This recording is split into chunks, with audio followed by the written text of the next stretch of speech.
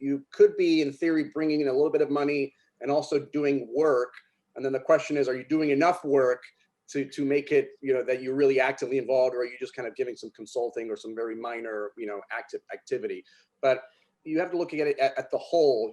If you and somebody else are doing a syndication or being active, like, just look at the whole. What exactly are they contributing? How much are they contributing? And does that look commensurate with the amount of money they put in? Because, for example, if somebody puts in 90% of the money but does 5% of the work, that's probably going to be a syndication because it's just so unbalanced. But if there's no black and white, it gets a little bit of a gray. It's a sliding scale, so to speak, of how much involvement somebody would have to be considered active versus passive. With no limitations, what does your perfect day look like? What if it's possible to live like that every day? Would you wake up after 9 a.m., have perfect health, maybe fire your boss, have the money and freedom to do what you love most? The world is your oyster. Where would you be? Who would you be with? The possibilities are endless. Whether you believe it's possible for you or not, you can make more, work less, and live free. Welcome to Freedom Hack Radio, where entrepreneur, best-selling author, world traveller and adventurer, Bryce Robertson and special guests crack the code on money, health, relationships, spirituality, and having fun doing what you love most. Be inspired to create your own self-designed freedom lifestyle. Welcome back to another episode of Freedom Hack Radio. I'm your host, Bryce Robertson, and today, my friends, I'm really excited because we get to talk about syndication. Now, I'm assuming a lot of you don't know what syndication is. Don't worry, we're going to talk a lot about that today. And here to join us talking about this is Mr. Mauricio Rauld from Premier Law Group. We work with Mauricio. He's an exceptional attorney. We really love working with him, and it's really great to have you here on Freedom Hack Radio, Mauricio. Thanks for having me, Bryce. Really looking forward to it. Beautiful, beautiful. So a place I always love to start, mate. I've got to know what's giving you the most gratitude today. Man, I'm really, it's an interesting time because so many people have had a really rough time over the last, 6 to 12 months. And I almost feel guilty because things have been pretty well. I'm healthy. My family's healthy. I've got 2 little girls there. Everybody's in perfect health. Everything's kind of going according to plan still, and haven't really been affected too much on the negative side. So that's what I'm really grateful that we've got our health, we've got our family, and more importantly, we haven't. I know so many people out there are struggling, so it's just I'm very acutely aware of that. Beautiful, yeah, very important right now. So we're here today to talk about syndication. So do you want to start off by giving us a little bit of a syndication 101? Like, what is it? What's it all about? And why would someone use it? Do the 3-day seminar in a couple minutes here. So look, syndication, we don't need to get too complicated with it. At the end of the day, a syndication is simply somebody pooling resources. And most of the time that's money, but I'll talk about that in a second. It doesn't have to be money, but it's just essentially pooling other people's money or other people's resources to go do something. In our world, we're pooling money in order to go buy real estate or buy some kind of an asset that you want to invest in, which maybe you either don't have sufficient money on your own, or maybe for reasons you don't want to use your own money. And so you go out there and you find individuals to give you pieces of that capital raised, and then you go buy the real estate, for example, in our example. And the reason I say capital is because I think a lot of people get hampered with the idea or the notion that, hey, I don't have any money and I don't have anything to contribute, when that capital really, in addition to cash, which is probably obviously the most common one, it includes things like credit, right? You may have credit, which is a very valuable resource. You have the knowledge and the expertise. A lot of people, when I do these seminars and I say, how many of you know people who couldn't be caught dead spending a weekend, your Saturday and Sunday at a seminar learning about how to invest in real estate or how to buy whatever it is you're doing. And so that's a resource. You have the knowledge, you put in the time. There are plenty of people out there that have a lot of money. Think professionals like doctors and lawyers who just are really high income earners, but don't have the time, which is another resource, don't have the time or the knowledge or the expertise to do what you're doing. And so just pooling all those resources to go do something. That's what a syndication is in its most basic form. And I think you brought up a really good point there. A lot of people starting out, and even I thought this when I was starting out, is that you have to have money, you have to have credit, you have to have like all these things to get started. But like I bought my first mobile home park when I had a negative net worth, $2,000 in the bank and unseasoned credit. And I went to family and friends who had some money. I found the deal, we put it together. And then ever since then, I've actually used syndication throughout my career because it's just absolutely amazing. Yeah. But it gives, from my experience, syndication gives people to get involved in deals that they just otherwise wouldn't have the bandwidth to get involved in. And so many people start off thinking that what they need is the same thing that everybody else needs, but people's needs are completely different. For example, right now, I need a lot of things I need people in my team to outsource to. Time is my problem. Money is not a problem. Time is a problem. And so when someone can come in and relieve my time, they're adding massive value to my life. And a lot of newbies don't think that. They think they need to come to the table with like money or something, but it's just not the case. Yeah, and in your case, too, you're a great example. You didn't have the money, you didn't have the credit, but you had the time and the expertise and the knowledge and the drive and all those things that are super valuable for somebody who may have the money but don't have those resources. So, and then a very common one that a lot of my clients started off with was also, hey, maybe they had the money, but they ran out of credit. Maybe they bought so many single family homes they couldn't get any more of those great 1 to 4 unit loans, and so they would partner with somebody who had great credit but didn't have the money, and so they would get together and they would partner and they would go do a syndication together. So just keep that in mind whenever you're thinking about what can you add. It's all about adding value, right? So what can you do to add value, and it doesn't necessarily have to be time or credit. Yeah. And so basically what we're talking about here so far is you're talking about there's basically two main parties that would be involved in the syndication. There's the operator who's putting the deal together and doing all of the work. And then there's the passive investor who's trusting in the operator and they're going to bring money to the table and invest. And so for the rest of our conversation, we're going to be talking from both perspectives here. But before we get into that too deeply, can you just explain how do we know when we're involved in a syndication? What defines this? That's a great question. It's very often misunderstood, but it's such a critical question is, what is a syndication, which really means what is a security, which is, maybe we've talked briefly about that. I'm really, even though people think of me as a syndication attorney, I'm really a securities lawyer. And I'm an SEC, a Securities and Exchange Commission attorney. And a lot of people, especially in the real estate world, they're like, why is the SEC involved in I'm just buying a piece of property or a building. Like, why in the world would I have to worry about securities laws or SEC stuff? And the reason for that is that the laws define what a security is really broadly. And so a syndication or a securities offering is very broad. And in its most essence form, anytime you are out there taking money from passive investors, where the returns are generated by your efforts. You're doing all the work, you're putting the deal together, you're collecting the monies, you're executing on the business plan, you're doing all the work, and the person is simply writing you a check and then going home and you're generating the return. That's when you're actually issuing a security and you're doing a syndication. So there's a lot of misunderstanding where people try and structure it in such a unique way where they think they're getting around that. Maybe they're thinking it's a joint venture agreement, or maybe they're thinking, hey, we'll have direct title to the property. That way we're not selling, LLC units or something. And none of that matters. At the end of the day, the question is, are you passive or are you active? Because if you're passive, you're giving that person a security. If they're active, then obviously they're sharing the work that you're doing, which is typically not the case in a typical syndication. That's great. I love how you just defined that as simple as passive versus active. So passive, that's pretty easy to understand. That means that they don't really have much involvement apart from bringing capital to the table and making the decision to invest. And then they just sit back and enjoy the ride. But what would be considered active? How do you know? Can you be an investor and bring money to the table and still be active? You can bring money for the table. At that point, I wouldn't call you necessarily an investor. It's kind of, that's where you're getting into that fine line. You could be, in theory, bringing in a little bit of money and also doing work. And then the question is, are you doing enough work to make it, that you're really actively involved, or are you just kind of giving some consulting or some very minor, active activity? But you have to look at it at the whole.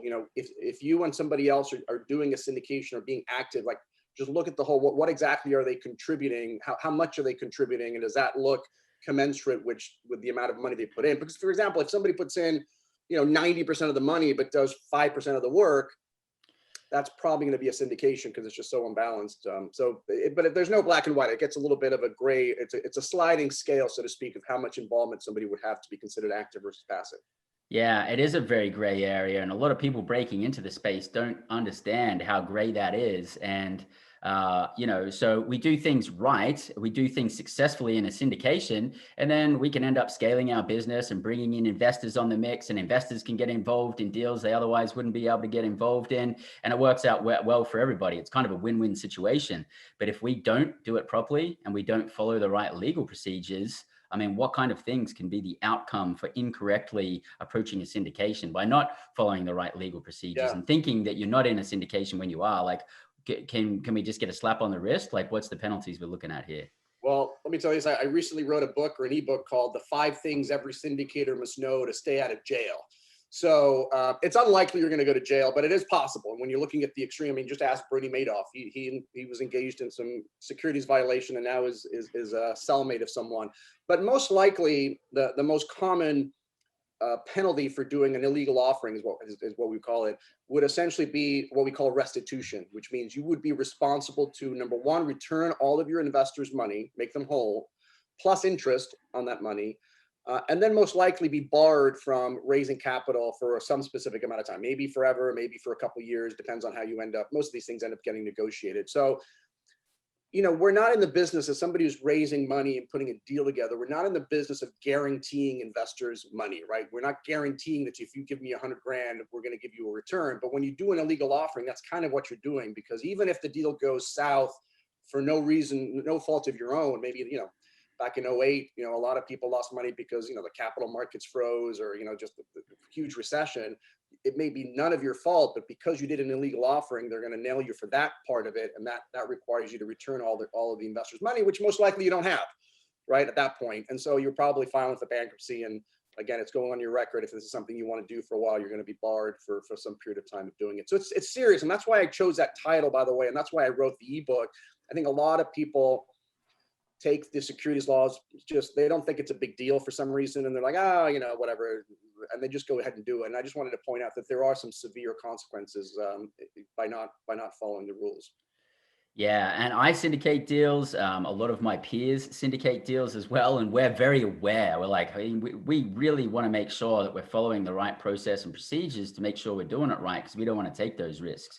So I do want to reiterate for people that are listening right now, for all of our freedom hackers, yes, if you do a syndication incorrectly, there can be big consequences. But if you do it correctly and you follow the path, and there's a pretty easy path to follow, you just got to make sure that you follow that path and do it legally, and then you can have a win-win situation.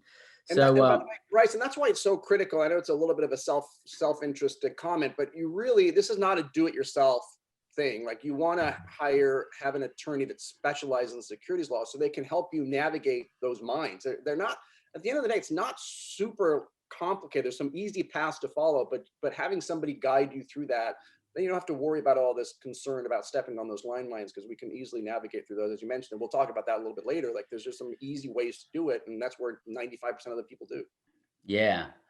And then the SEC has to draw a line in the sand, because on one hand, there is people out there that are selling snake oil and taking advantage of people, and the SEC needs to be in place to protect people so that they're not, being preyed on by people who have more knowledge in the investment space.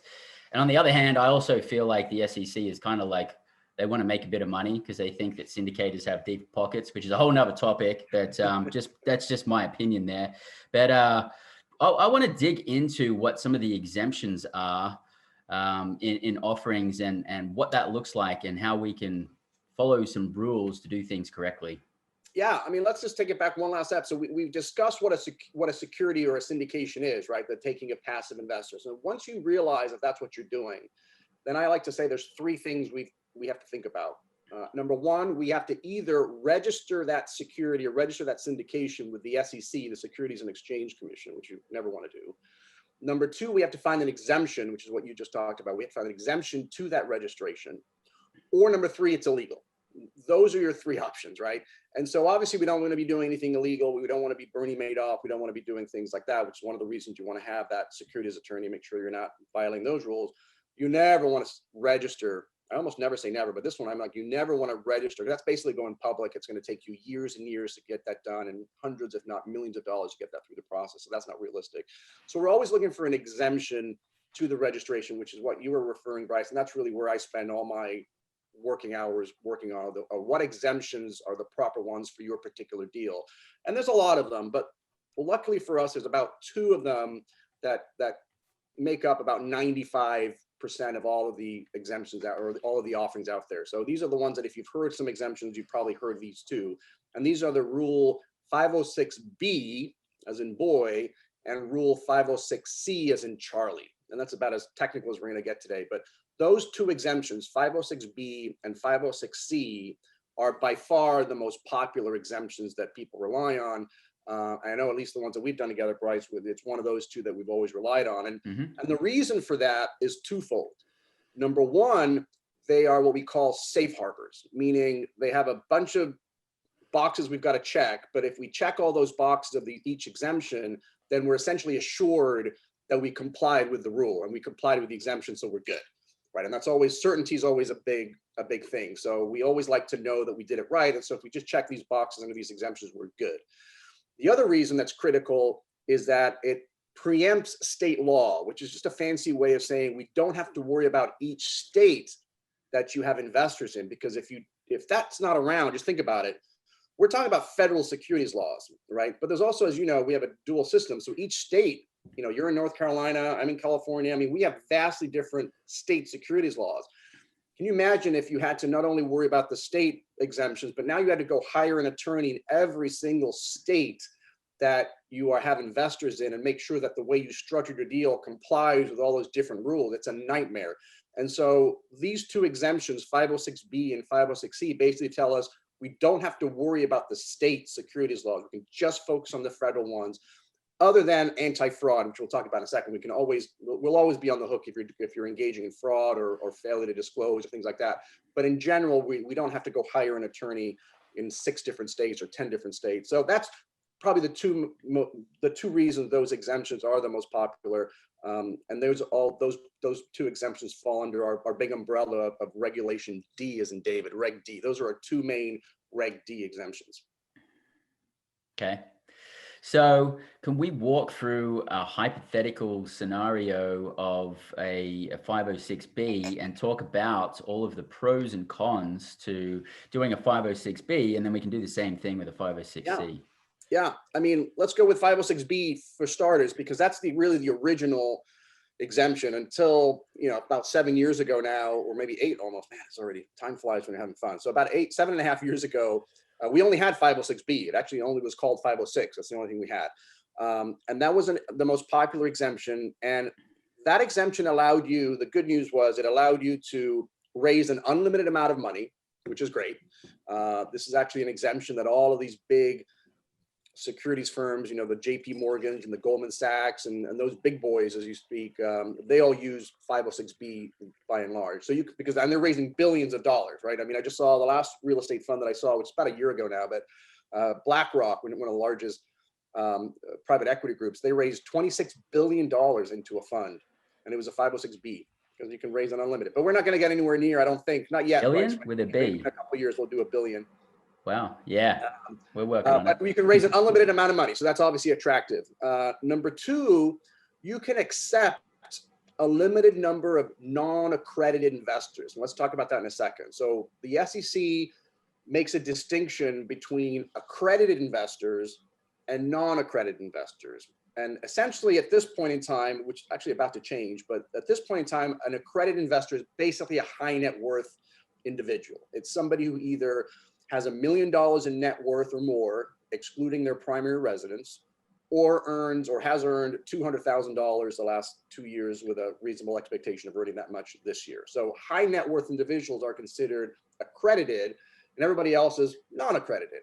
And we can argue this all day long, but the laws presume that if you're an accredited investor, you need less protection, right? Because you have all this money, you can afford to lose the money. And so the SEC is less concerned about those individuals. So it kind of has a separate set of rules for accredited investors versus non-accredited investors, which are usually, sort of the smaller people, the less sophisticated, again, in theory, even though it's arguable, but less sophisticated, the little old lady, the widower, all those people that get taken advantage of those consumer protection laws. That's what really a lot of these securities laws are meant to protect. So we make a distinction between accredited and non-accredited. And the benefit of 506B, as long as these non-accredited investors have some level of sophistication, which is fairly easy to pass, then you can accept a limited number of them into your deal, which is nice. So especially if you're starting out and you want to buy a single family home and you need to go raise, a couple $100,000, and you want to take money from your friends and your family, inevitably, Aunt Karen or Uncle Bob, they're your family members. They don't have the accreditation status, but they're allowed to come in, versus a lot of the other exemptions, most of the other exemptions, they're not allowed in. So that's one of the benefits of 506B, probably the number one reason most people gravitate towards that exemption. So, and what's what's some of the things that a sophisticated investor could do to prove that they're sophisticated, they can take courses. Certainly if they've invested before, though, if it's your first deal, it's hard to do. It's a chicken and the egg. But if you've been involved in if you've invested passively in syndications before, that's one thing. If you haven't, then go take some courses, a weekend seminar or some online courses, which is some educational stuff. Those are probably the two main ways. But at the end of the day, to be honest with you, it's really a representation that the investor makes. So one of the things you're always going to do, you're not going to take people unless you're doing another thing, but you're typically, even if you do the other one, you're not going to accept money from people you've never met before. You're at least going to have some form of a conversation with the person and get to know them a little bit. And during that process of getting on the phone, talking to them, and just kind of getting to know them a little bit even, that's going to come out. You're going to ask them certain questions and find out, if they've never invested before and they're a little old lady who's a widow and just inherited a bunch of money, that's probably not a sophisticated person. But if they've taken some courses and maybe invested in a couple syndications or own real estate already or own businesses, or you can just kind of tell they have that financial. The technical definition is they just have to have that level of expertise and knowledge so that they can evaluate the risks and the merits of your investment. That's really the technical definition of sophistication. So just having that knowledge and expertise of being able to look at all the information you're going to give them, which is a lot, and then figure out if that's the right investment for them. And interestingly, from a legal perspective, when we're looking at the syndication documents, the vast majority of the language in there is disclosing to the investor all of the risks, all the potential risks that they can be involved in. And so, yeah, it's once an investor goes through a syndication correctly, there's no doubting that they had the opportunity to evaluate all of their risks and make a sound decision. Yeah. And one of the negatives of doing a 506B along with the non-accredited is what you just mentioned, which is the level of disclosures that you need to provide your investors is, I'm going to say, off the charts. It's not just like, hey, here's some information, here's like some information about the property, and here's the good news. It's the highest level of disclosures that you can think of. Typically, you're providing them even with audited financials if you have them, and that's another thing. But you really, at the level of disclosure you're giving non-accredited is very different from the level of disclosures that if you're only doing accredits. If you're only doing accredits, actually, you get to, most people don't know this, you actually get to choose what disclosures you provide your accredited investors. There's no requirement to provide them any particular set of disclosures. The challenge is, once you do provide them with some type of information, that information better be full, complete, not omitting any facts. So that then automatically triggers a whole set of disclosures based on the information you provided them. But the less amount of information you give the investor on an accredited, potentially the less amount of disclosures, because you don't have to offset them. But anyway, but the bottom line is that that's probably one of the negatives, is you do have to do what you mentioned, the disclosure documents, which is typically what we call a PPM. You may have heard that term, a private placement memorandum, which is just a disclosure document. It's actually the best example I've given is, and I'm constantly at the dentist office. I was literally there yesterday. But if you've ever gone to the dentist or had surgery prior and had a procedure done, before you do the procedure, the doctor will come out with that kind of a yellow sheet, and it's called that medical consent form, right? And it kind of just says all the risks involved in that particular procedure. I've had oral surgery quite a few times, had some wisdom teeth taken out. And they describe all the risks, even though I'm going to go under for like 3 minutes. It's like, you could have some bleeding, some inflammation, maybe an infection. You could die from the procedure. All the worst case scenarios. And then you sign off on that medical consent form. The doctor signs off on it, and they go in and do the procedure. Very similar with a PPM, they're just all the financial disclosures and the risks. So it's every single way your deal can go wrong. Even if you think it's unfathomable, you want to disclose every possible way your deal could go south, all of the risks involved, to the extent you have some disclosures that you're required to make, you want to put those in there. But it's just it's an awful document to read, especially if you've never seen one before, because it's not something you want to invest in once you just read that on its own. It's a daunting document, which is why I always recommend make sure you've got them sold on the front end, or give them the heads up, so by the time they read it, you're just letting them know, look, you don't expect a comet to hit the earth tomorrow, but if it does, your investment could go south. So anyways, that's the private placement memorandum, which is a requirement for any non-accredited investors under a 506B deal. And that's the upside of an investor getting involved in a syndication that's done correctly through a syndication attorney such as yourself. They're going to have all those disclosures, and they'll have the opportunity to be able to analyze all that and make a sound decision. Whereas if a deal wasn't put together through that method, it would really be up to the investor to do all of their own due diligence and find out what those risks are. They'd really have to know what they're investing in at a much deeper level. So it really is there to protect investors. But it is a daunting document. Sorry, I interrupted. Go ahead. Sorry. It is a daunting document. We're talking like, 60, 80 pages of like all the things that could go wrong pretty much. Yeah. But the nice thing about it, and that's a big, one of the benefits of doing these private placements, investing in a private placement versus, buying Apple or going in the stock market or doing some of these traditional ones is that you do have a more personal relationship with the team, and sometimes even the sponsor themselves, where you can reach out to them if you're looking at these documents and you have your question. I mean, I know for my clients anyway, if the person reviewing the document has a question about some of the legal parts in it, then they get to talk to me. They can shoot an email, and then the email gets to me, and I'm actually explaining the documents to them from a legal perspective. Or if you have a question about the project, somebody on the team is going to go through that with you.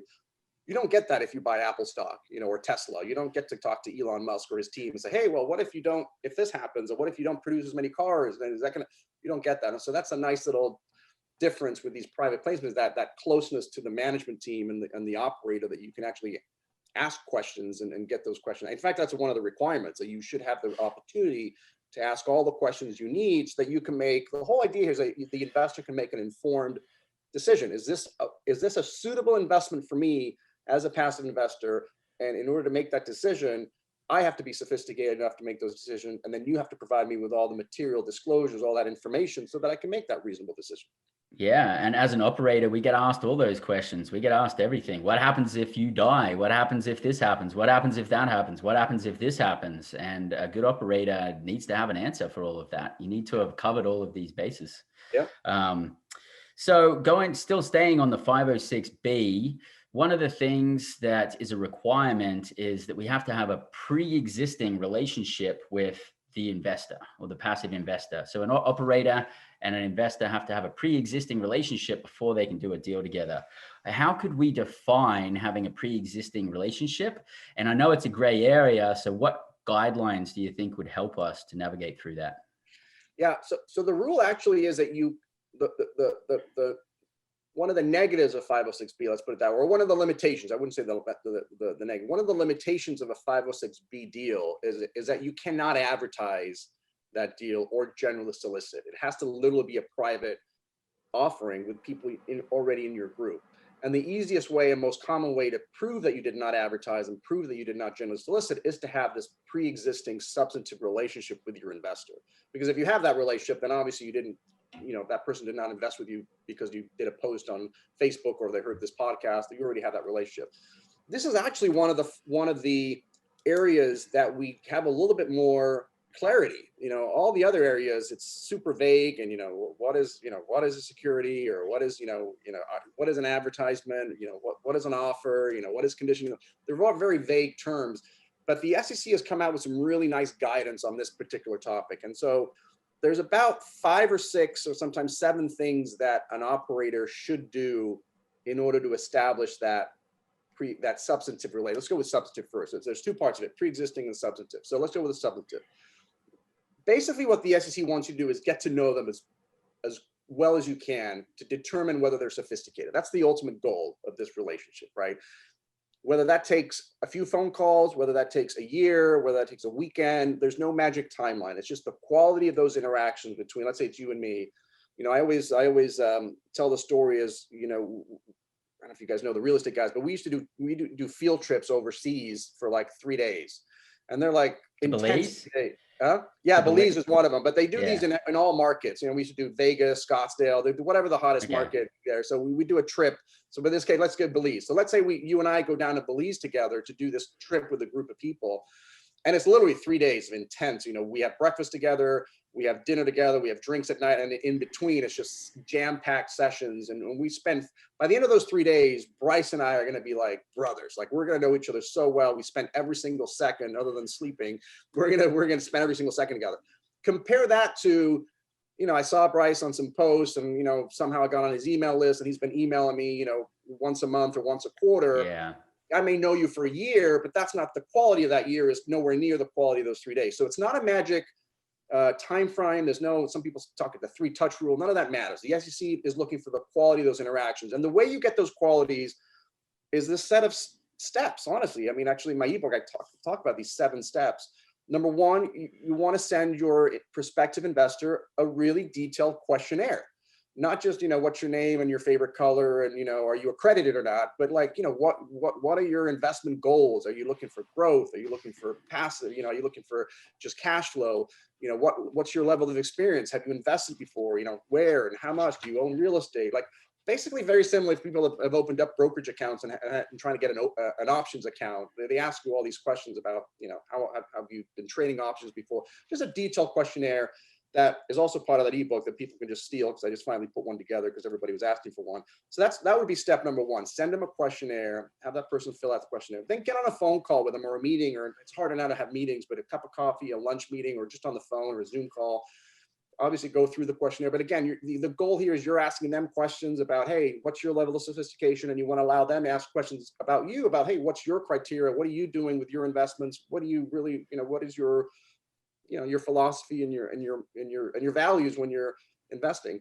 And then you want to encourage them to, check out your website. You want to have some email interactions. I mean, again, kind of the big picture is having those interactions. And then at some point, again, whether it's 3 days, 3 months, 3 years, it's a subjective decision. You make the decision, like, today is the day that I have a substantial relationship with Bryce. Today is the day. I've just gone through all my steps and I've documented them, which is really important, right? Making sure you keep records of notes of those phone. If you're on phone calls, somehow document them, have, a little outline or minutes of the meeting, or if you've got emails, keep the emails, but you say today is the day. Well, now you can offer them future investments, because you have to have a pre-existing substantive relationship, which means it has to pre-exist your offering, pre-existing your deal. So if you've already got a deal going, they're not going to be eligible for that, because at the day that you've picked out, it's any future deals, now you will have that pre-existing substantive relationship. So that's actually one of the few things that is a little bit more clear for me. What you cannot do, which I see all the time, is just go to some event, some seminar or some 3-day or a meetup or something, meet somebody for a few minutes, chit chat, exchange business cards. You go home with a stack of business cards and you just start emailing them deals, which happens to me all the time because I spend a lot of time at these conferences, at least pre-COVID.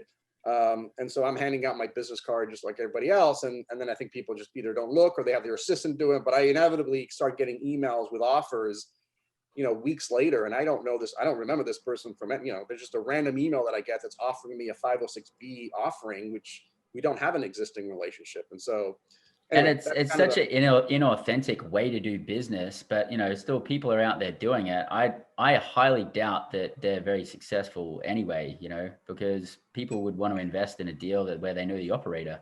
I mean, I wouldn't be giving my money away to somebody who's just like trying to do that. That's crazy. Right. Yeah. And that's actually one of the key things, right? I mean, one of the key things I think if you're a passive investor is to know that operator and get to do your due diligence on that team and that individual to see if they can pull off what they're claiming they can pull off, right? Beautiful. And so you say you've got a questionnaire, and you mentioned that that's in one of your ebooks, and we'll include that in the show notes. So if you're checking on YouTube or your favorite podcast platform, check the show notes for Mauricio's ebook, and you can check out the questionnaire there. So still staying on the 506B, is there any other downsides to the 506B or upsides that we haven't spoken about yet? We talked about some of the other upsides that also apply. So the whole preemption thing is a huge one. Again, we don't have to worry about the state. So that's a big one. It's a safe harbor. We talked about that at the beginning. The other negative is there's not really a negative, but there's a bad actor provision in there. So if you are sponsoring, sometimes you have multiple sponsors. It may just be Bryce by himself, or it might be Bryce and Mauricio get together and we do a syndication. But we want to make sure that neither one of us is what we call a bad actor. And essentially, bad actor is just making sure that you haven't been sanctioned or especially convicted of anything related to securities violations in the past. Because if that's happened, then you're either going to be barred from raising capital, or if it's happened before 2013, and you at least have to disclose that. But other than that, those are the kind of the highlights. Actually, it's not the highlights. All of the boxes that we have to check on a 506B. Yeah, that's great. Thanks for sharing. That was awesome. And then now let's move on to the 506C, which I like. You and I did one of these recently. Yeah. I really like it. There's definitely a lot of pros to it. There's a few cons to it. So let's talk about those. I love it. I love 506Cs. In fact, I remember, again, I've been doing this for a long time. And so I remember doing seminars, prior to this rule passing. And it was just basically, we only had 506B. So you were not allowed to advertise. You were not allowed to be doing anything. And then the Great Recession happened in 2008, right? And that prompted I don't know if you remember, it was called the Jobs Act that passed in 2012. And we had such a huge recession that people were having a hard time raising money. And so the idea was, let's pass this law to kind of loosen up some of these rules so that it kind of helps people to put these deals together, because we need it for the economy. Our economy's been hit pretty hard. And so they came out with this new rule, which they now call 506C, which essentially, really, there's only a couple of differences. It allowed you to finally advertise, because the big limitation of 506B is you cannot advertise. I can't go on a podcast and talk about my deal. I can't go on social media, although back then social media wasn't, but you can't go on social media. You can't take an ad out in the newspaper or whatever marketing strategy. You can't advertise a webinar that you then pitch a deal. That's all advertising, right? And so with 506C, that's something that's allowed. So everything else is about the same. You can still raise an unlimited amount of money. But instead of being prohibited and having to have this pre-existing relationship that we just talked about, you don't have to have a pre-existing relationship with anyone. You can literally meet somebody off the internet, do a Facebook marketing campaign, or just get somebody random from Facebook, for example, or Twitter, or whatever, get that person's information and then email them a deal. Or maybe you meet somebody at a seminar like we talked about before, and you exchange business cards, and like, great, I can then email them. So the advertising piece, I thought, was going to be a huge, now the world is your oyster. You can literally have you have access to sort of, not an unlimited amount of investors, but certainly your pool of investors has suddenly grown. Now, to your point, just because you know somebody, just because somebody came into your world, they're not going to invest. Typically people still want to invest with people they know, like, and trust. And so establishing that rapport with someone is important. But I still think it's a great way at a very minimum. And by the way, I'll tell you a quick story in a second, but it's just a great way to get new people onto your world, into your email database, into your thing, and then establish that rapport with them through value add and phone calls and meetings, or maybe you get to see them, at conferences or something. But it's a great way to bring people in your world. But I will tell you, we were talking offline before we came on that I used to work at a private equity group, a mobile home park private equity group. And one of the marketing consultants that we had said, hey, let's run some Google AdWords on mobile home parks, because we had a mobile home park fund and we were looking for investors, and like, let's run the Google ad. And I'm like, there's no way anybody's just going to Google mobile home park investing or whatever the keywords were, us pop up and then going to write us a $100,000 check or a $200,000 check. And boy, was I wrong. So it can be done.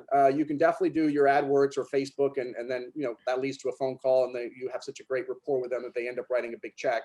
But that's that's really the game changer for us, and the reason you like it so much is that you're not limited to people in your world. It's not really it's almost like a public offering without really being a public offering. It's still technically a private offering, but it allows you to advertise.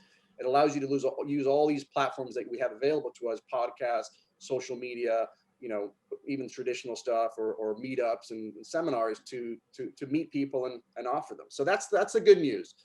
The bad news, in quotation mark, is that you are going to be limited to accredited investors only.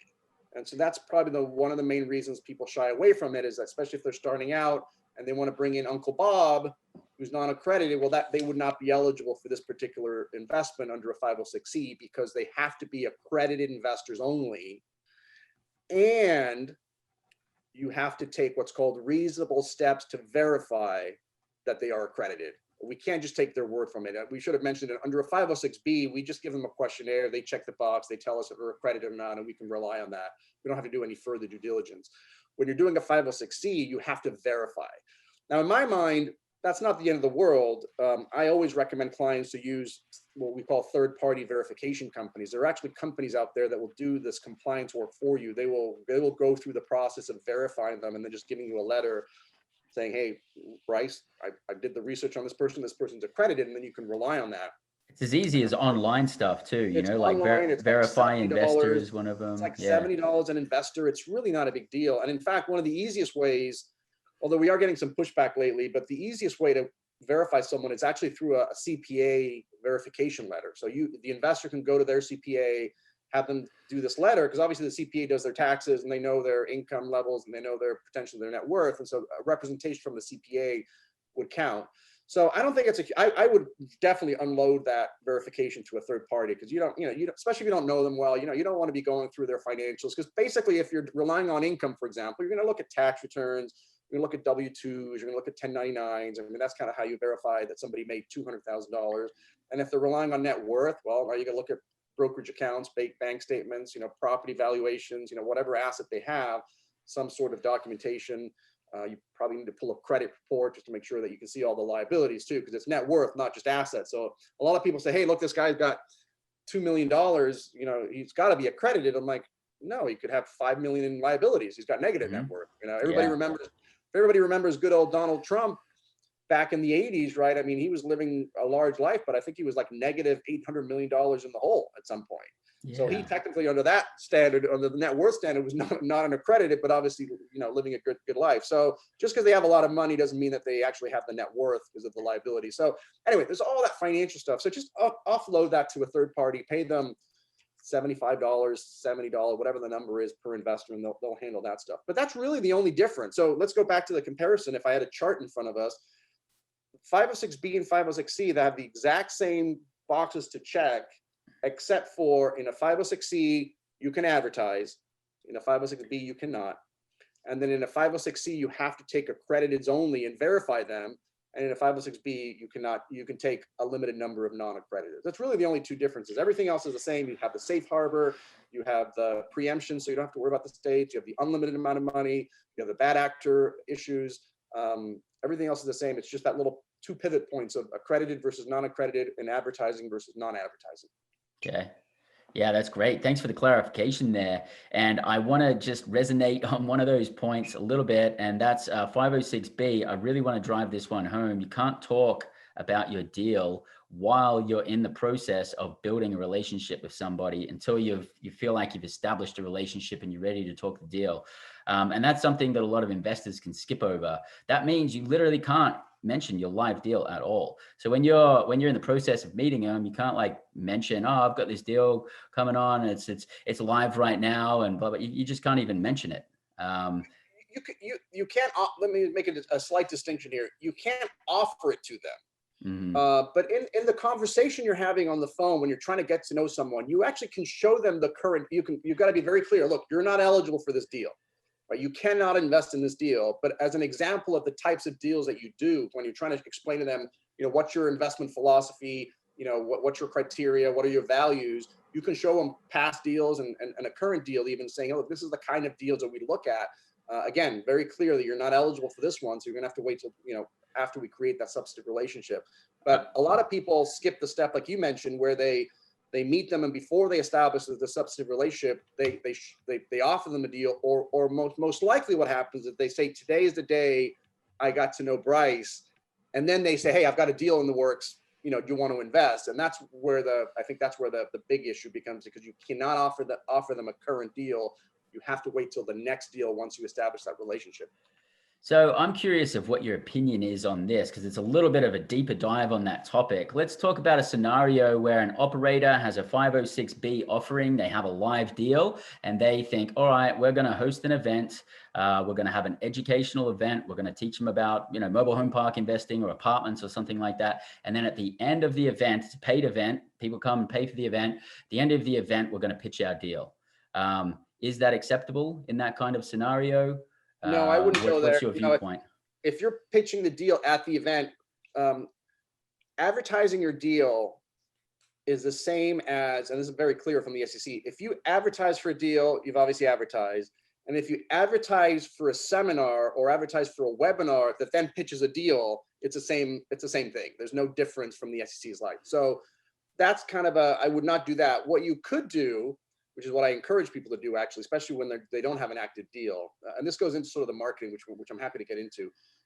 The best way to get new people into your world is through value add, right? So just add value to them and give them information or tidbits that are extremely valuable to them to the extent that they would be willing to give them your email or some personal information so you have a contact info. So there's nothing wrong with putting together an educational, so same thing you mentioned, an educational webinar, but then I would not pitch something. And you can talk about your company. Hey, look, we have this company, we're a real estate investment firm and we invest in mobile home parks. So this is our strategy, but you would not be able to do a specific deal.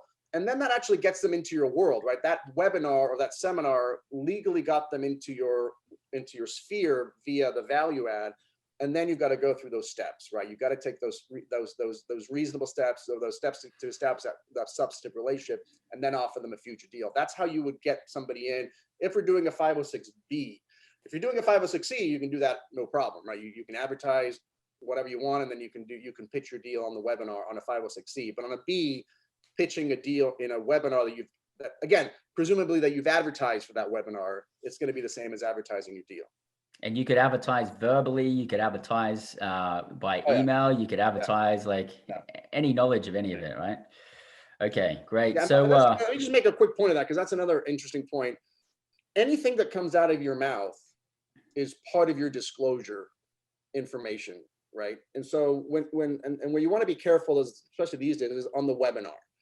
So when you do a webinar, even when you're presenting, even if you're actually pitching your deal now, there's people you already have a pre-existing relationship with, or maybe it's a 506C and whatever, but you're making a presentation or a pitch on your deal. The way I like to explain is, it's just think of that webinar being transcribed, and you end up with a 50-page document of the actual transcription of the webinar, and then you're going to attach that to your disclosure documents. I mean, it's part of your disclosures, even though they're coming out of your mouth. If somebody ends up recording it, or somebody transcribes it, that's going to be part of your information, part of that information you're giving. So now we've got to make sure that all that information, we're not omitting anything. That's where the biggest issues most syndicators have, is leaving information out that they should have put in. And the more stuff that comes out of your mouth, the more stuff we've got to put in to counter whatever you said. We want to make sure that that's an accurate and complete statement that you made. Mm-hmm. That's a really good point. That's a great point. So let's say I'm a passive investor and someone presented me with a deal. We have a pre-existing relationship. That's all great. And I'm looking at the deal. The deal seems like it makes sense.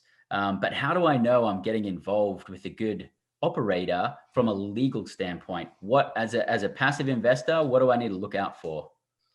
Great question. And I know I put together, we talked about offline, at some point I put together sort of this little checklist of things that passive investors should look into when investing. And this is definitely one of them, one of the big ones. There's probably two big ones, but one of them that comes up a lot is, well, the first one, the first thing you want to do is obviously do the due diligence on that's number one, right? And we'll talk about that in a second, but due diligence on the operator is by far the number one thing you've got to worry about. I mean, the deal, like you said, could be fantastic, be a great market, great asset class. But if you have a sponsorship team that's inexperienced, that's never done it before, can they execute the plan? It's very easy to put a nice little glossy brochure and pretty projections and all that great stuff. But does it have experience, or someone on the team experienced enough to actually execute on that thing? That's a huge thing. So you want to ask about that. But the other thing that pops up a lot is, if they fail to provide you with all the disclosure documents. For example, if you're a non-accredited investor and you don't see a PPM, a private placement memorandum, that's a red flag. Because if you're a non-accredited, or anybody in the deal is non-accredited, there should be a private placement memorandum, okay? And so if there's no PPM, there's a good chance they're not working with an attorney. They're probably cutting corners. They're trying to save a few bucks by not having to pay a lawyer. And so the question becomes, well, if they're cutting corners here, where else are they cutting corners in the deal, right, to save a few bucks? And I've had that experience before where, and I don't do this anymore, but I used to in the earlier days. I would have clients who wanted to invest, and they would send me over other people's PPMs, and I would review them. And this has come up a couple of times, that there's been no PPM. And I said, where's the PPM? I was like, well, they said they didn't need one, and they come up with some reason that makes no sense, but they don't need a PPM. And I tell them, look, one is required. This is actually an illegal offering. So I guess the good news is if it goes south, they're going to have to pay you back the money. The bad news is they're probably not going to have it. But lo and behold, in both those instances, fast forward to 2 years, and there was issues with the property. One was actually a fraudulent issue, and then the other issue was just the deal had gone south. So that's a big red flag. You should expect as a passive investor a detailed package. If they just send you a 2-page little thing and they're like, oh, here's the deal, invest 50 grand. You should be expecting Bryce, what is it? 100 to 120 page package, which would include the private placement memorandum, which is what we've discussed, all the disclosures, all the risks, everything, all the ways your deal can go south. You would expect to see an operating agreement that outlines sort of you're going to be investing into an LLC. LLC is the most common vehicle that we use to acquire real estate and even other businesses. So you're going to be a part owner as a passive investor. You're going to actually be buying a small percentage of the business. You're going to own 1%, 2%, 5% of this LLC. So you would expect to see an operating agreement that outlines all the rights that you have, how distributions are going to be made. Do you have voting? Probably not too many, but what instances do you have voting? What does it take to remove the manager? All those things are going to be in an operating agreement that you want to make sure you see. And you want to make sure that operating agreement matches what's in the PPM, because they may tell you something in the private placement memorandum, for example, hey, I'm going to give you a preferred return. But if it's not on the operating agreement is what controls. You want to make sure the operating agreement matches the PPM. And then you should see something like usually an investor questionnaire, which is asking you, whether you're accredited or not. And you should see a subscription agreement. Those are you, and then the business plan. So that's kind of a package. That's what we call the disclosure documents or the offering documents. And if you don't see that, if you just get a flimsy, glossy 2-page thing and they want you to invest money, that's a red flag. And you want to make sure you should be asking, well, where's the PPM, or can I talk to your attorney or something like that? Because if they don't have a securities lawyer, that's going to be a big red flag. And you mentioned the offering memorandum, and you mentioned that last. And interestingly, that's the first thing that most people see. Yes. But you need to make sure that all the other stuff's going to be behind that as well, following that. Yeah, the way and people have different practices. I'm comfortable enough where you're right. The offering memorandum, and people call it offering memorandum, pitch deck, executive summary, business plan. I mean, all these different names, but essentially it's all the good news, really. It's like why you should invest in my deal, essentially. And that's a really important document. And that's usually your marketing material. That's what you're going to show your prospective investors. That's what the prospective investors are going to first receive and review and make a determination whether this is something they're interested in and want to have a conversation with you. So that's the first thing that they see. And typically you're showing that document to them while the attorney's drafting the other 120 pages of legal disclosures. You're having those conversations with the business plan. Maybe you're even doing a webinar while the legal docs get finalized, because they do take time to put together, 150 pages of disclosures. But yes, you're right. That's the first document they see. Some people even do a pre-document. They do sort of a one sheet, right? Like a really high level overview. Because look, if you're going to email a bunch of people, some people may not have the money. Some people may not be interested in the particular asset class. So you don't want to be sending them a 200-page document. You want to send them a 1-page so they can raise their hand, and then you can send them the business plan. But that's the first thing they're going to see. And then the legal docs typically are sort of, hopefully by then they're convinced that this is a good deal from what they've seen so far. They just want to make sure they understand all the risks involved, and then they should be ready to sign off on those documents. And only when they sign off on all those documents should you be sending money to wherever you're supposed to send money to. So making sure you've reviewed and signed those documents is kind of a prerequisite. Absolutely. And if you don't, you need to go back to the drawing board and look for another operator. So let's flip the coin and let's look at it from an operator's perspective. If I came to you and I said, hey, Mauricio, got another deal. We're going to put this one in the process. What would that look like? What would you need from me? What would that process look like, and what would the timelines be? Yeah, so great question. So they typically first process, they had an email from you, and you would say, hey, I'm Mauricio, good news. I got an LOI accepted in this property. Let's hop on a call. The first thing I do is I send out my little questionnaire just to kind of get basic information about, who the players are, what's the name of the entities, what the distributions are, really high level stuff. And then I want to see your business plan, or your OM, as you mentioned. So whatever you want to call it, but I want to see that business plan, because we spend a lot of time underwriting that business plan. We go through that thing line by line, and that'll generate 1,000 questions, 1,000 comments. And that's really what we're going to do in our first call. We're going to go through that business plan. We're going to go through the questionnaire. And that's where a good lawyer asks a lot of questions of you, because the key for us is we have this document called a PPM, but you can get a PPM off the internet, right? I mean, but it's worthless off the internet. What you're trying to do is making sure you're putting all the disclosures and risks of your particular unique deal into this document. And the only way I know how to do that is by reviewing the materials you provided me and then asking you all these questions. So I pull that information from you. You don't know what's relevant or not relevant, what you should disclose and what you shouldn't disclose. I know that, but I don't know what's in your head. So I've got to pull that information from your head based on the information you provided me and the questions I ask you, so that I know what to put in the PPM. And so that process could be, if we've worked together for a while, that could be a quick process because we've done it before. The first one always takes longer, but once we get in a rhythm, that might be 1 or 2 rounds of drafts of the OM before that's finalized. And then we start creating the entities, right? So we create the LLC for the property. We create, sometimes the sponsors want to create their own LLC, so we create those. We start that process so that we have a place to open a bank account and receive monies. And then Can I just add something there? I just want to add in something there. You said that you're going to maybe go through a few rounds of drafts of the OM until it's ready. And for operators to know that you can't actually send out your offering memorandum until your attorney's blessed it. And unless you want to open yourself up to a whole bunch of liability. Well, not only that, I mean, it just happened to me last week. And sometimes I get calls later on in the process. So I actually had a client who did they called me on a Friday, and it was the same day they were doing a webinar that evening, and I hadn't seen anything, obviously. And so not the greatest way to do it. I want to make sure that I'm reviewing everything, and you want to get the sign off from the attorney before you post it. And the reason for it, which is what happened here, is you go to your investors, you give them, here's the deal, here's this, here's that, and all this stuff. And then you show it to your attorney, and your attorney says, you can't do it that way. We've got to do it this way, or if we do it that way, we're going to risk this, whatever. So the attorney a lot of times will change the structure of the deal. Now what? Now you've sent out this stuff. Everybody's kind of excited about your deal, and it turns out, I can't do it that way. Like this particular one, I think we had to create a separate entity where they had to first invest into this entity, and then that had to be kind of a co-manager of. It was just kind of a mess.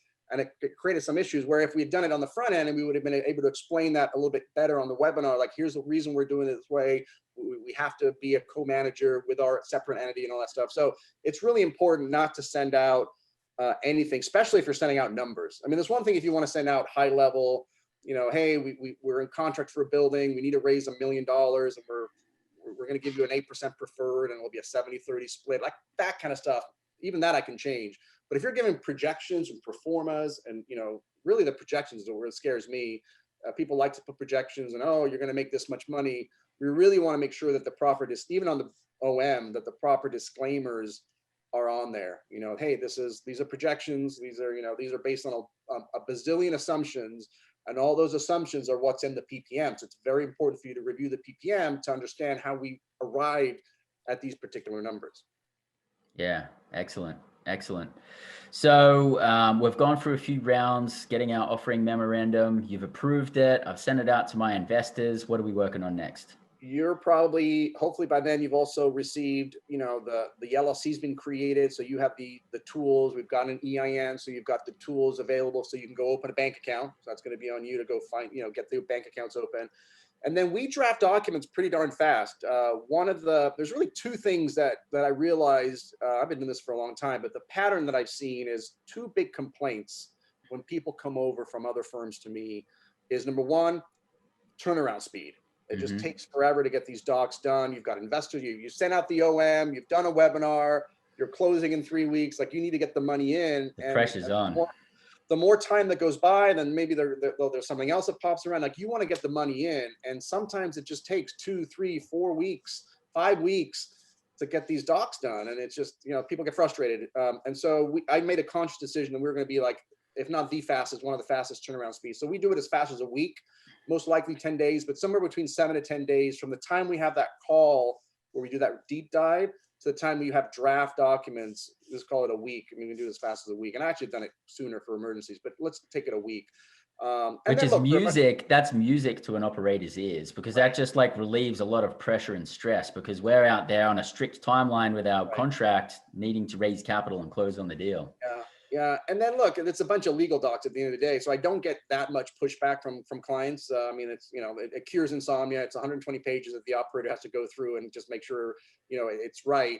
And so usually after a day or two, that gets put into final, and then you're off to the races. Then you can actually send that out to your investors and actually start receiving the money. So that's key. The other issue I come up with a lot, which is another reason I made this decision, was just access to lawyers.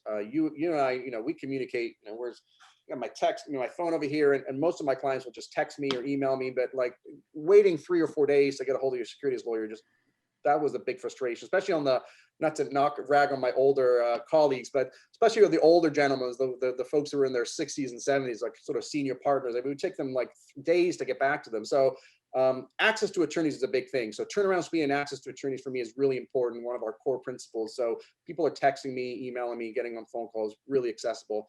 And then once that PPM goes out, that whole package, and you start actually receiving monies, which is the good stuff, then what has to happen is within 15 days, actually one of the things I forgot to mention, sorry, now it's coming back to me on the 506B versus 506C, but within 15 days of the first sale that you make, and a sale, you can argue what that makes, but just think of it, whenever the money comes into the bank account, let's play it safe. The money, within 15 days of money in your account, you have an obligation to file what's called a Form D, because we're relying on an exemption under Regulation D, Reg D. So we have to file a Form D with the SEC within 15 days of that first sale. It's just a notice filing. It's not a big deal. It just tells you, who you are and how much you're raising and what you're getting compensated. You're not looking for approval. It's just letting the SEC know that you're out there. And they actually use that a lot for statistics and knowing how much people are raising and all that stuff. But that has to be done within 15 days. Not a huge deal. The big deal is within 15 days of each first sale in each state. Right. So if you have an investor in North Carolina, and that person is your first investor in North Carolina, you have to file a copy of that Form D in the state of North Carolina, along with their filing fee. I call it the tax, but whether it's $100 or $200 or $500, I don't remember what North Carolina is, but it's probably $150 or something. Not much. Within 15 days of that first sale. And then when you sell something in California, you've got to file in California a copy of the Form D within 15 days of that first sale in California. California's a little bit more expensive. It's $300.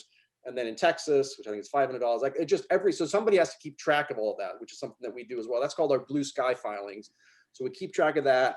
And then what I like to do as well, because I've also, based on my experience, is once you're done with the raise, at that point, you filed all your state filings, you've raised all the money, you've closed on your deal, and you've raised all the money, which let's talk, make sure I don't forget about that, because that's a big deal too. Just because you've closed on the property doesn't mean you've closed on the offering. But let's say you're completely done with everything and you pop the bottle of champagne and you're done drinking your champagne. Then what I like to do is I like to ask for the documents at that point, all the investor documents that have been signed. I want to take a look at them because we perform an audit. And we just want to make sure that all the T's are crossed and all the I's are dotted, to make sure that all the signatures are there, that the proper parties have signed. Because if they haven't, it's not a big deal. If for example, a common one, somebody invests through their IRA or something, and they end up signing the document themselves when it really should be signed by the custodian of the IRA, not a big deal. Hey, John, you just noticed that you didn't do this. Do you mind forwarding that? If you wait for 3 years from now when things aren't going well, potentially, and then you're trying to, oh crap, I'm missing a signature from one of the operating agreements or whatever, that's not the time for you to go fix that, 3 years from now. You want to fix that right at the bat. So we do a little audit just to make sure everything's been signed properly. And then at that point, hopefully you're on to the next one. You're digging and doing your due diligence for the next deal. Beautiful. Beautiful. Thanks for sharing that. Yeah. You started, I think you started going here. I'll see if this is where you were going. Yeah. Let's run a scenario where I've come to you and I'm like, all right, Mauricio, I've got this deal. It's a 350 space mobile home park. I'm going to need about $1.5 million to close on the deal so that I have enough down payment for my loan. That's literally all I need to get the deal closed. I just need that and my closing costs. But in addition, I know that my business plan requires $2 million worth of capital expenditures. I'm going to bring in new and used homes. I'm going to fill lots. I'm going to repave some of the roads. technically I don't have to raise that $2 million to get the deal closed. So, and I've never had to be in a situation where I am like that. I always raise my capital up front for capital expenditures and down payment and closing costs. But what if something happened through the capital raise and all I could do is raise the $1.5 million to get the deal closed, and I still need to raise $2 million for all of my capital improvements so I can play out my business plan? How do we handle that kind of scenario? Yeah, so typically that's handled in the front end. So you're letting the investors know whether is this an all or nothing deal? Do you have to raise all the money? Otherwise you're returning it all. Is it a contingent on a minimum amount that you're raising? Sometimes we have a contingent raise, which says, look, I got to raise a minimum of this. Let's say you're raising 2 million, but I need a minimum of 1.2. And if I don't get to 1.2, I'll return everybody's money. We typically do what we call a best efforts thing. So it's like, we're going to raise money and we're going to do our best efforts to raise it, but we're going to start operations basically as soon as I get the money. So it's not uncommon for people to close on the property and then continue to raise post-close. So as long as we've disclosed that, that's going to be fine. A lot of times it's just like, we're just short maybe 50 grand or 100 grand. And you're like, well, I'll forego my acquisition fee or something that, or maybe reserves. We can forego that for a couple more weeks while we get the last stragglers into the deal. So that's not uncommon. Where I was going, and the reason I wanted to differentiate that is that even though that's perfectly fine, as long as we've disclosed that on the front end, it has to do with the advertising piece. And so what I see a lot is, again, if you're doing a 506B offering, you cannot post anything about your deal, obviously, on social media, right?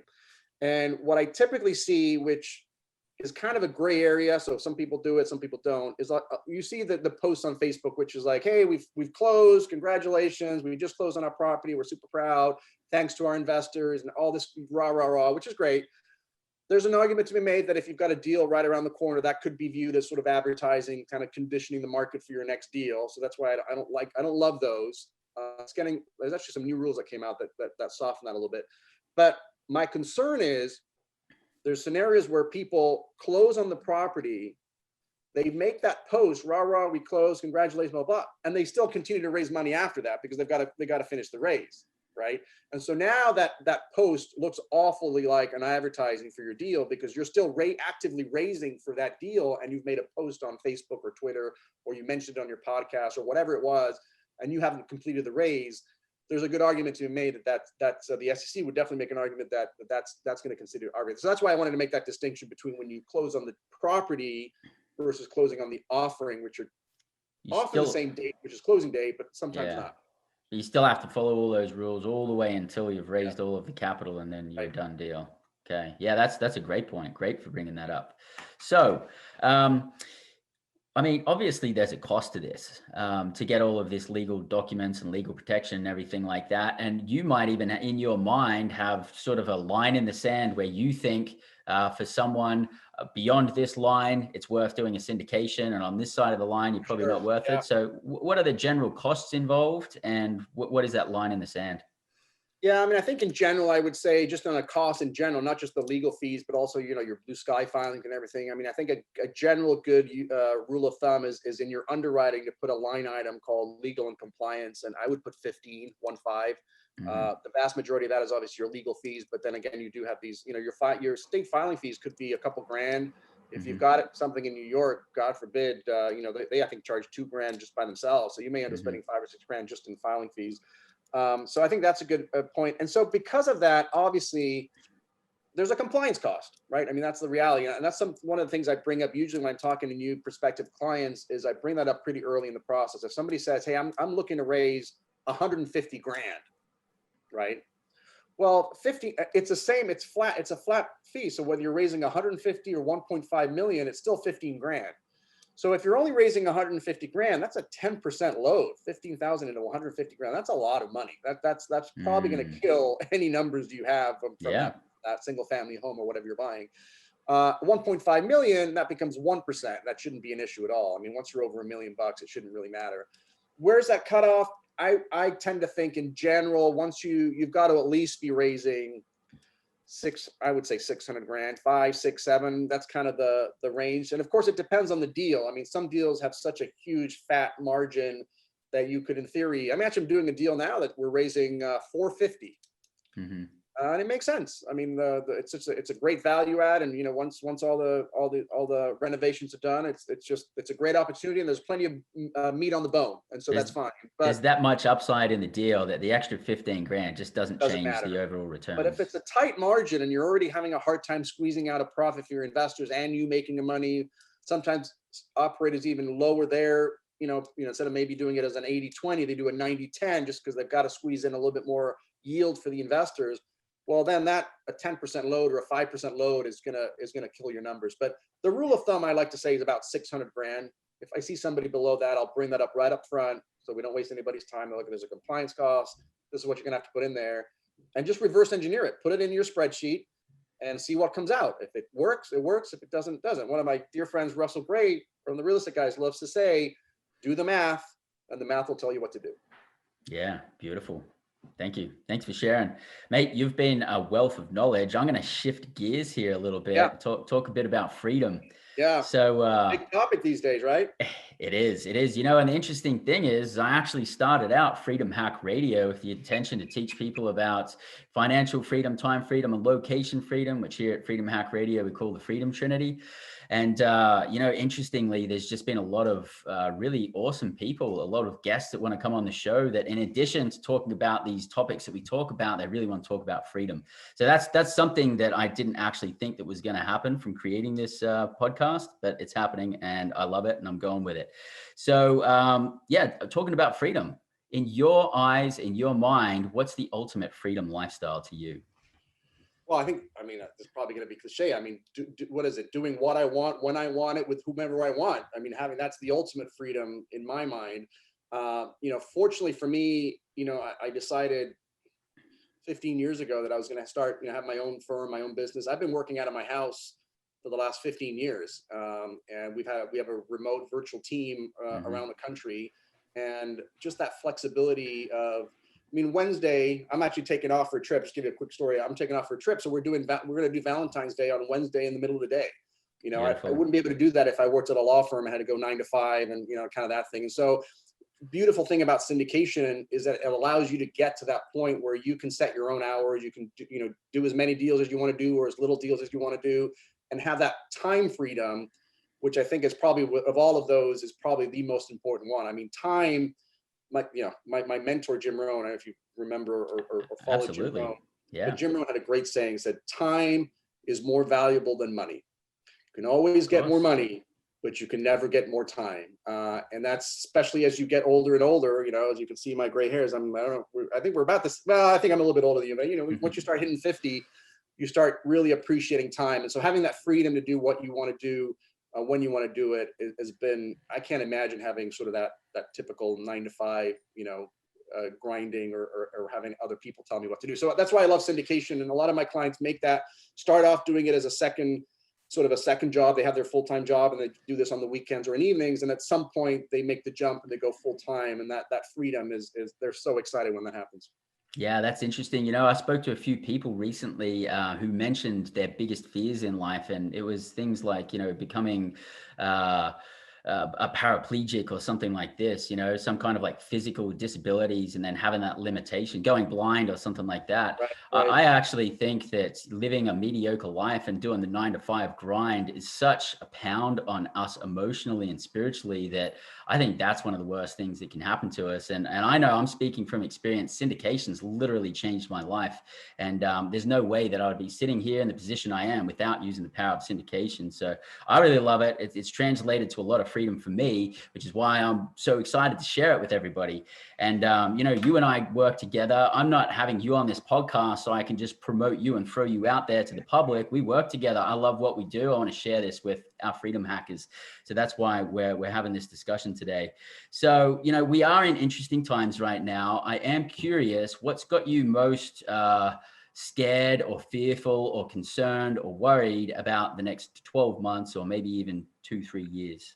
It's honestly, and I'm sure this will resonate with you. It's just, not to get really, it's not really a political thing, but just, I hate being told what to do. Right. And so whenever I have, I live in here in California. Right. So you can just imagine the amount of things that our government tells us what to do. So from a freedom perspective, I'm really just, I'd love for them to stay out of my business. You know, I want everybody to have that freedom, but they're not. And that's my biggest fear, is that they just continually kind of stepping on my toes, and they're, you know, not just on the economic side of raising taxes, but just on the regulation side, and making it harder for me to do what I want to do, which is to grow my business and spend more time with my family.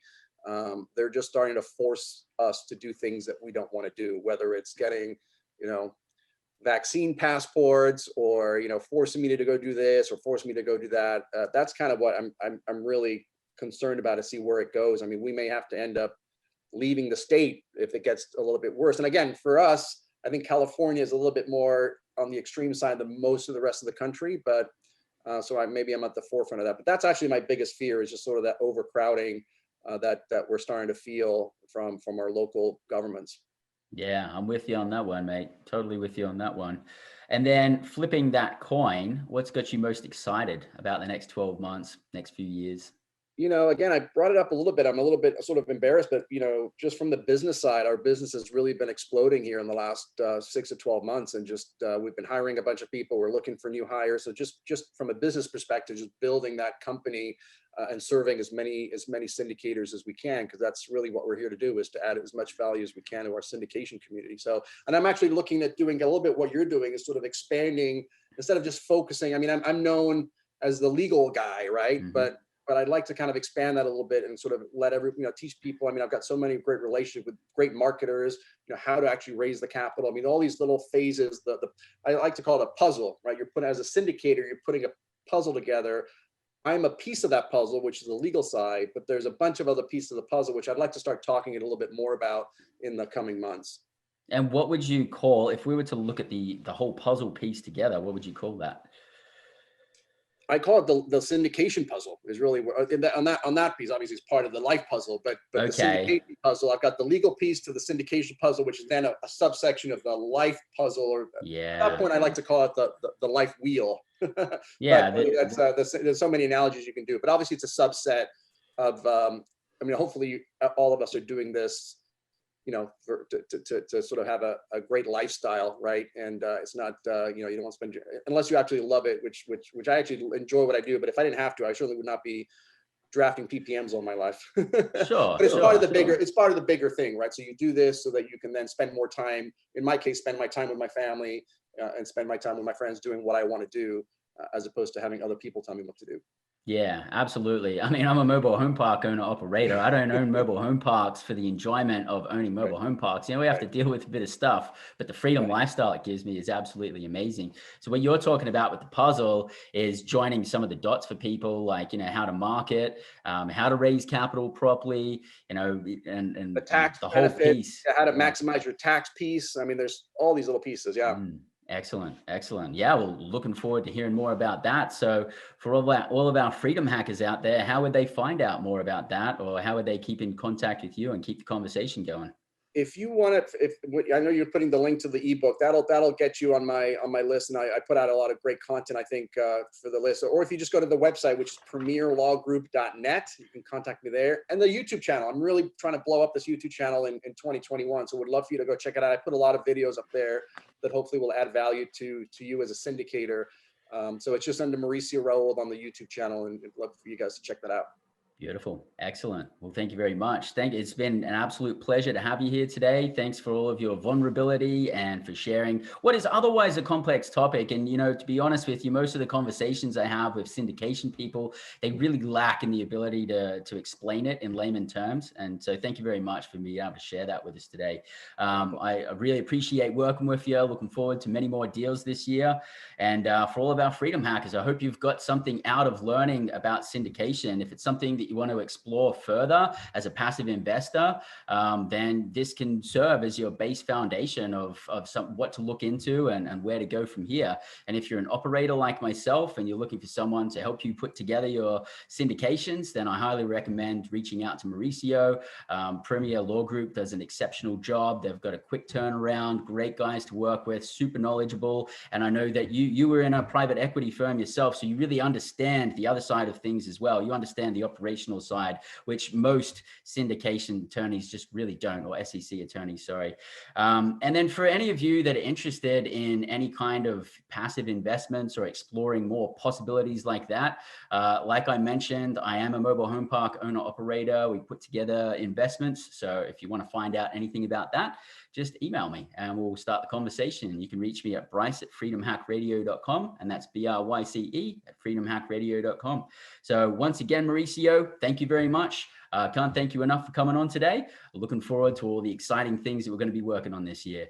Until next week, this is Freedom Hack Radio. I'm your host, Bryce Robertson. Live large, live free. G'day, this is Bryce Robertson. I'm your host here at Freedom Hack Radio, and I truly hope that you got a ton of value out of the episode that we just shared with you. And if you did, make sure to subscribe on your YouTube channel. Make sure to subscribe to your favorite podcasting platform. Hit the notification button so you can find out about the next episodes as they come out. Because if you haven't achieved financial time and location freedom, you really need to be dialed in here. So make sure to subscribe and follow us along as you grow on your path to financial, time, and location freedom here at Freedom Hack Radio.